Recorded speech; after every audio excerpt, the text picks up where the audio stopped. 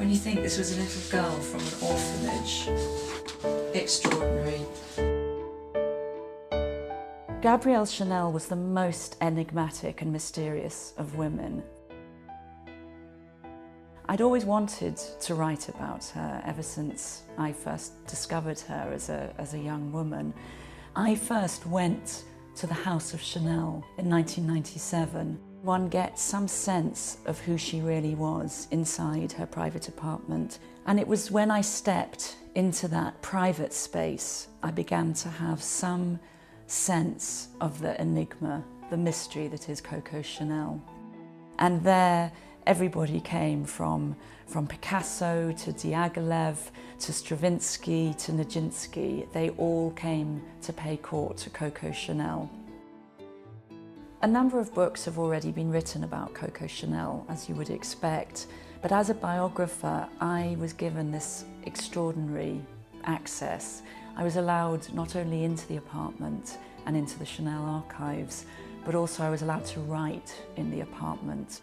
The extraordinary thing about sitting in that apartment was that I was allowed to be there very late at night. And as the House of Chanel empties, it gets quieter and the shadows grow. There's a sort of ghostly presence there. You feel that if you turned around fast enough, you might even see her reflected in the mirror. People tend to associate Chanel with light, with the diamonds, with the pearls, with all the glitter of fashion.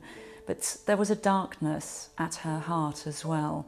And to understand that, you have to go back to the very, very beginning, to a little place called Aubazine in central France. I went there to the monastery, and this was the place that was becoming a home to a young girl who had just lost her mother and been abandoned by her father. One of the most startling things about Aubazine is that there's no figurative stained glass, but there in these windows is a clearly recognisable origin, I think, of the double C logo.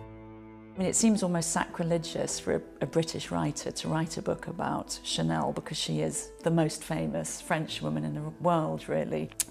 But I realised that Chanel has intriguing links with the British that have never been written about before. She came to England because of the Duke of Westminster, who she met at the end of 1923.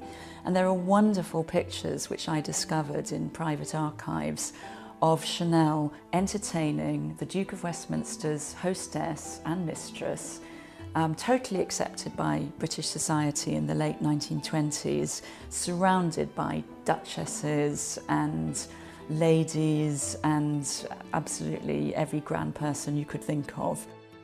One of the Duke of Westminster's closest friends from youth was Winston Churchill, and it was through the Duke of Westminster that Chanel met Churchill and became friends with him.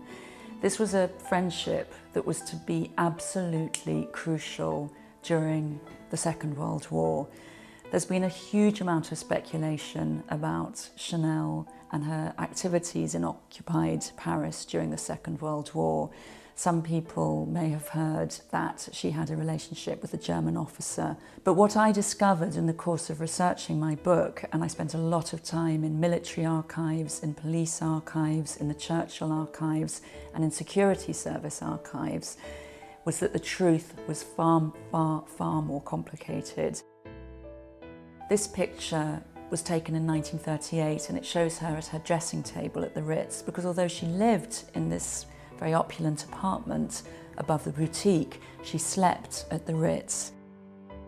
Growing old is not easy for anybody, but for Chanel, who had been such a great beauty, she was her own best model, her own best advertisement. She nevertheless managed to face herself in the mirror every night at the Ritz. She had nightmares, she slept walked, but she remained powerfully heroic. She continued to work and to design until the day she died.